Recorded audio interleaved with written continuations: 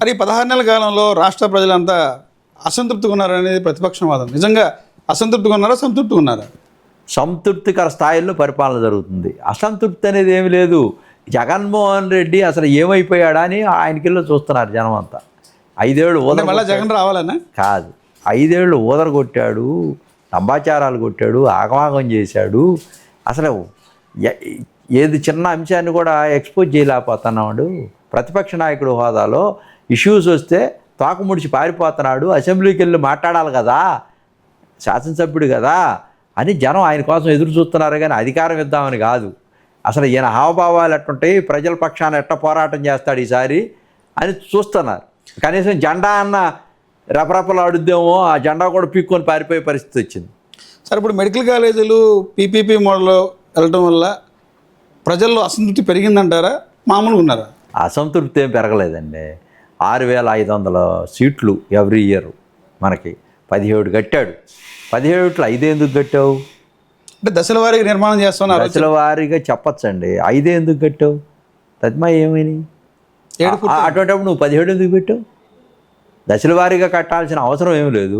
ఇగో ఇప్పుడు నేను ఈ 5 ఏళ్లలో ఈ 3, 5 కట్టేస్తా, తర్వాత మళ్ళీ వేస్తా. అది మరి శంకుస్థాపన ఎందుకు చేసావు?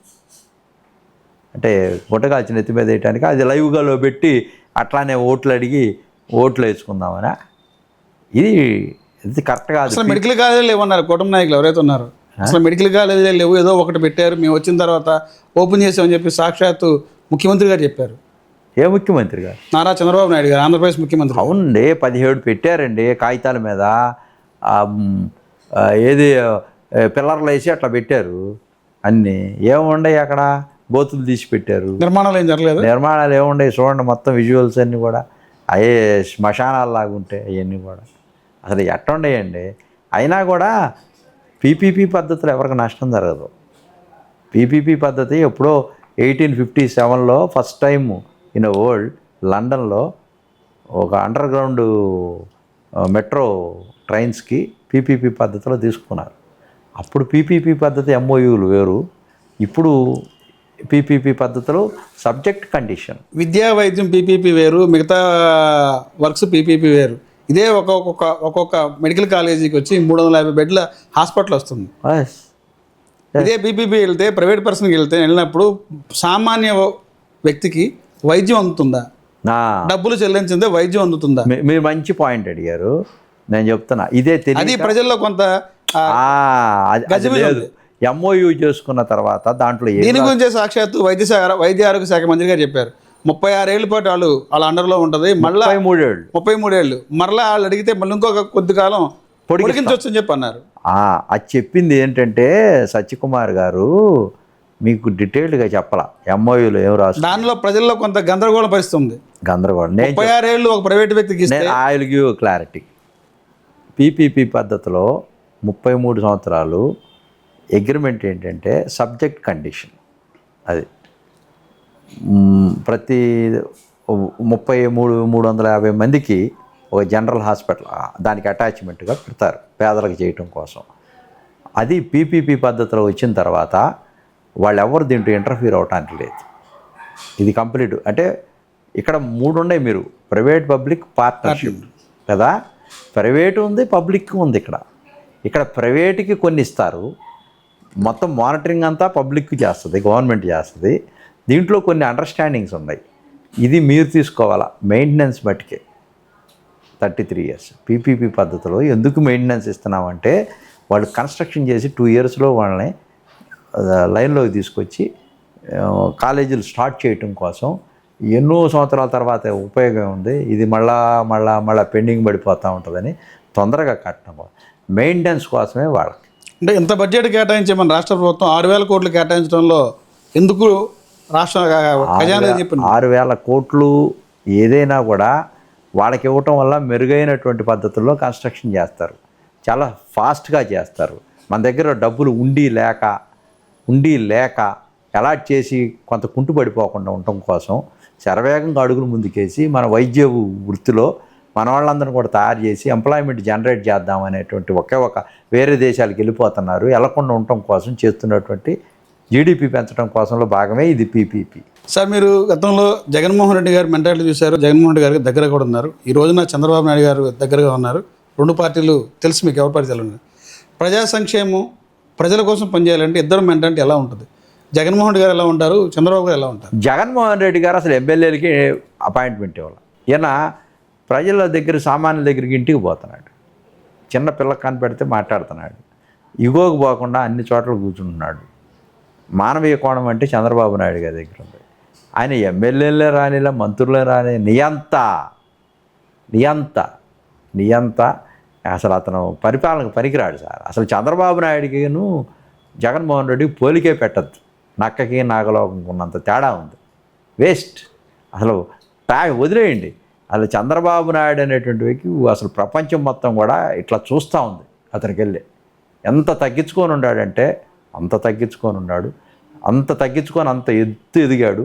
అతనికి కావాల్సింది చివరిలో, ఇప్పుడు ఆయన చర్మాంక దశలో చివరిలో ఉన్నటువంటి వ్యక్తికి అతనికి కేవలం కీర్తి ప్రతిష్టలే అతనికి కావాల్సింది. అతను అన్ని చేసేసాడు. ఆయన దాదాపుగా ఆయన చేయనటువంటి ఏమి లేవు. దాదాపుగా అతను ఎంజాయ్ చేసినంతగా ఎవడు చేయలా ఏది రాజకీయంగా.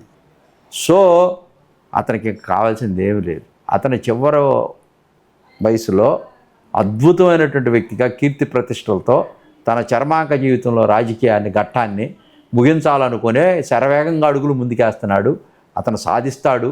చరిత్రకారుడుగా మిగిలిపోతాడు. చరిత్ర తిరగరాస్తాడు. అంత గొప్ప వ్యక్తి మళ్ళీ పుట్టడు ఈ ప్రపంచంలోనే. అంత గొప్ప పొలిటీషియను, అంత democratic. The beauty of the democracy అంటే is only the man Chandrababu Naidu garu. He will strive and drive forever in this country అనేది నవ్ అండ్ నెవర్ ఎవరికి రాదని కూడా నేను చెప్తా గంటాపదం. సరే అండి, కల్తీ మధ్య ఏంటి? ప్రశాంతంగా జరిగే పరిపాలనలో హఠాత్తుగా ఎందుకు ఈ టీడీపీ పార్టీకి సంబంధించినటువంటి ఎవరైతే ఉన్నారో మాజీ 2024 ఎన్నికల్లో పోటీ చేసినటువంటి అభ్యర్థులు, ముఖ్య నాయకులు చెప్పుకుని ఉన్నవాళ్ళు ఈ కల్తీ మధ్యలో పట్టుబడ్డారు. ఈ యొక్క కుటీర పరిశ్రమకు వచ్చింది అనేది జగన్మోహన్ రెడ్డి మన ప్రెస్ మీట్లో చెప్పారు. ఆధారాలతో చూపించుకుంటూ వచ్చారు. తమ్మడపల్లి, ఇబ్రహీంపట్నం, శ్రీకాకుళం. ఏం చెప్తారు దీని గురించి? మీరు అదంతా ఒక డ్రామా కంపెనీ అండి. వీళ్ళే 23లో కూడా ఆడ పంపించి జయచంద్రారెడ్డి, అద్దెపల్లి జనార్దన, రామ్మోహన్ వీళ్ళంతా కూడా ఆల్రెడీ ఇదివరకు నుంచే సౌత్ ఆఫ్రికాలో ఆల్రెడీ అక్కడ ఒక రెడ్డేస్ ల్యాబ్ అని ఒకటి పెట్టారు. దాని మూలాలు అక్కడ ఉన్నాయి.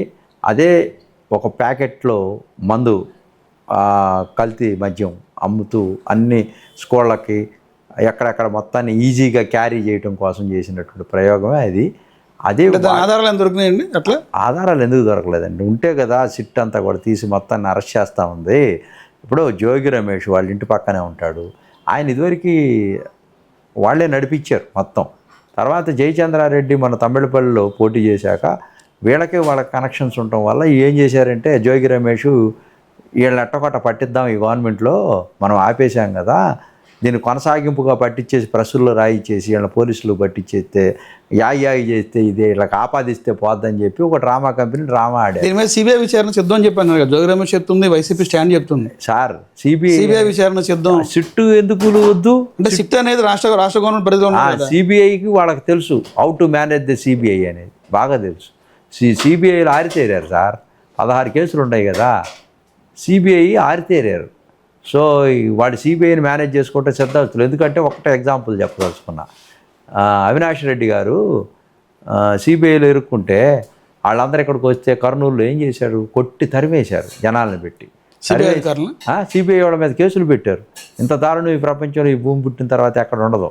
అంటే how to manage the things బాగా సిబిఐని. అందుకని సిబిఐ అంటారు. వీళ్ళకి బాగా ప్రాక్టీస్ సిబిఐతో. అందుకని సిట్టుతో వీళ్ళ వల్ల కావట్లా. అందుకని వాళ్ళు అంటూ ఉంటారు. ఇదంతా జోగి రమేష్ గారు వీళ్ళంతా కలిపి ప్రభుత్వం మీద బురద రాలటం కోసం చేసినటువంటి ప్రక్రియ ఈ యొక్క నకిలీ మద్య విధానం. దాన్నే పెద్ద మనం దాని గురించి పట్టించుకోవాల్సిన పని లేదు. అన్నీ తాడేపల్లి వైపు చూపిస్తూ ఉండే. లిక్కర్ మాఫియా దానికి కూడా ఉంది 3,350 కోట్లు. అవన్నీ కూడా చట్టం తన పని తాను చేసుకుపోద్ది. వీళ్ళు ఎన్ని చెప్పినా కూడా గుడ్డగాల్చిన ఎత్తి మీద వేసినా ఎంత బురద చల్లినా కూడా మేము బురద కడుక్కుంటాం.